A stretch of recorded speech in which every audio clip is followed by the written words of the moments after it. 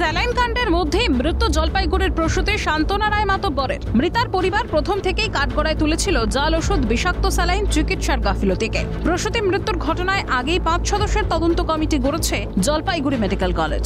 প্রসূতি মৃত্যুর ঘটনায় এবার নড়েচড়ে বসল তদন্ত কমিটি। সূত্রের খবর, মৃতাকে যে ব্যাচ নম্বরের স্যালাইন, ইনজেকশন, ওষুধ দেওয়া হয়েছিল সেসবের নমুনা পরীক্ষার জন্য পাঠানো হচ্ছে। যদিও জলপাইগুড়ি মেডিকেল কলেজ কর্তৃপক্ষের দাবি বিষাক্ত স্যালাইন ব্যবহারের কোনো ভিত্তি নেই। আগেই ওই স্যালাইন ব্যবহার বন্ধ হয়েছে। পাশাপাশি প্রসূতির অস্ত্রোপচারের সময় অপারেশন থিয়েটারে কোন কোন চিকিৎসক, নার্স, স্বাস্থ্যকর্মীরা উপস্থিত ছিলেন সেসবেরও ভিডিও ফুটেজ খতিয়ে দেখা হচ্ছে। প্রসূতি মৃত্যুর তদন্তে গঠিত কমিটি ইতিমধ্যেই কর্তব্যরত স্ত্রীরোগ বিশেষজ্ঞের সঙ্গে কথা বলেছে জলপাইগুড়ি মেডিকেলের স্বাস্থ্যকর্মীদের সঙ্গেও। মৃত প্রসূতির ময়নাতদন্তের দাবিতে পরিবারের লোক শনিবার জলপাইগুড়ি জেলার পুলিশ সুপারের দ্বারস্থ হয়েছিলেন। ময়নাতদন্তের প্রয়োজনীয় অনুমতি মেলে। মৃতার পরিবার রবিবার দাবি করে ম্যাজিস্ট্রেটের উপস্থিতিতে ময়নাতদন্ত প্রক্রিয়ার ভিডিওগ্রাফি করতে হবে। এমন দাবি নিয়েই নতুন করে টালবাহানা শুরু হয়। অবশেষে আজ উত্তরবঙ্গ মেডিকেল কলেজ ও হাসপাতালের যে ময়নাতদন্ত বিভাগ রয়েছে সেখানে কিন্তু তার ময়নাতদন্ত হচ্ছে। আমাদের অভিযোগ রয়েছে, আজকে আমরা হয়রানি হচ্ছি, শুধু সেই অভিযোগটা আছে, সেটা তো আজকেরটা হলো। আর আমাদের হয়রানি প্রশাসন করছে, হসপিটাল কর্তৃপক্ষ করছে। এমন বোঝা যাচ্ছে ভেতরে ভেতরে অনেকটা কিছুটা উপরের থেকে এরকম আভাস আসছে যে ব্যাপারটাকে দাবিয়ে দেওয়ার জন্য খুবই চেষ্টা হচ্ছে। রবিবার বিকেলের দিকে মৃত প্রসূতি শান্তনা রায় মাতব্বরের ময়নাতদন্ত প্রক্রিয়া শেষ হয়। মৃতার পরিবারের লোক প্রকৃত দোষীদের শাস্তির দাবি তুলেছেন। যারা এই ঘটনা ঘটিয়েছে সঠিক তদন্ত হোক, আমরা বিচার চাই। যেই ভুল করেছে, কেউ না কেউ করেছে, ডক্টর করুক, যাই করুক, তার আমরা শাস্তি চাই।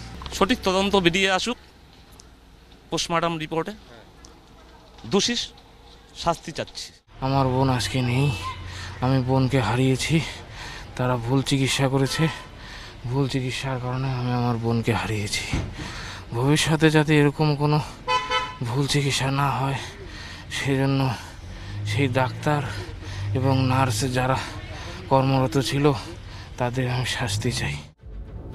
এদিকে প্রসূতি মৃত্যুর ঘটনা একদিকে জলপাইগুড়ি মেডিকেল কলেজের স্যালাইন, ওষুধ, ইনজেকশন নিয়ে প্রশ্ন তুলছে, অন্যদিকে প্রশ্ন তুলছে উত্তরবঙ্গ মেডিকেল কলেজের চিকিৎসা পরিকাঠামো নিয়ে। মৃত প্রসূতির পরিবার ভেন্টিলেশনে পোর্টেবল ডায়ালিসিস মেশিন না থাকা নিয়েও প্রশ্ন তুলেছে। ভেন্টিলেশনে যাওয়ার পরে এখান থেকে যথাযথ চেষ্টা করেছে বলবো কি করেনি সেটা বুঝতে পারছি না, বাট ভেন্টিলেশন এবং ডায়ালিসিস যে সিস্টেমটা হয় সেটি একসাথে না থাকার কারণে পেশেন্টে ক্রমশ কিটোলিনের মাত্রা বেড়ে যেতে থাকে।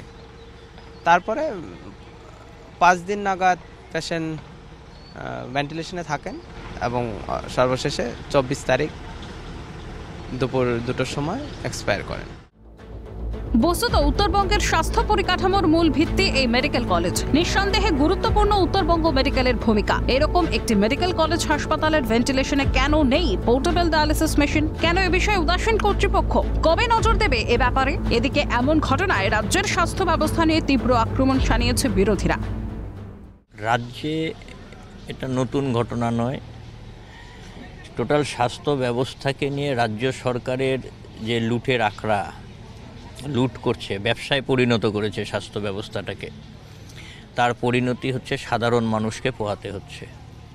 এটা কম বয়সে 23 বছর বয়সে মৃত্যু হলো, এটা হওয়ার কথা ছিল না। পুরোপুরি হচ্ছে রাজ্য সরকারের অপদার্থতার কারণে, তাদের ভুল চিকিৎসার পরে স্যালাইনটা দিয়েছিল যার বিষক্রিয়া হলো। বিষক্রিয়ার পর এটা একটা পদক্ষেপ নেবে, একটা মানবিক মুখ থাকবে তো সরকারের, মানবিক মুখ নেই, উন্নত চিকিৎসা করলো না করে 23 দিনের একটা বাচ্চাকে রেখে মাটা মারা গেল। এতেই বোঝা যাচ্ছে সরকার কিছু লুকোতে চাইছে। কি লুকোতে চাইছে? তার মানে সেই যে প্রসূতির মৃত্যু তাতে গাফিলতি ছিল, তাতে ভুল যেই জিনিসপত্র দেওয়া, স্যালাইন, ইঞ্জেকশন, এগুলো কিছু দিয়েছিলেন, ময়নাতদন্ত সঠিকভাবে হলে সব কিছু সামনে আসবে, তাই প্রশাসন লুকোতে চাইছে। যদিও এ বিষয়ে তৃণমূলের কোনো প্রতিক্রিয়া পাওয়া যায়নি। তিতাস পাল এবং পিকাই ঘোষের রিপোর্ট, ক্যালকাটা নিউজ।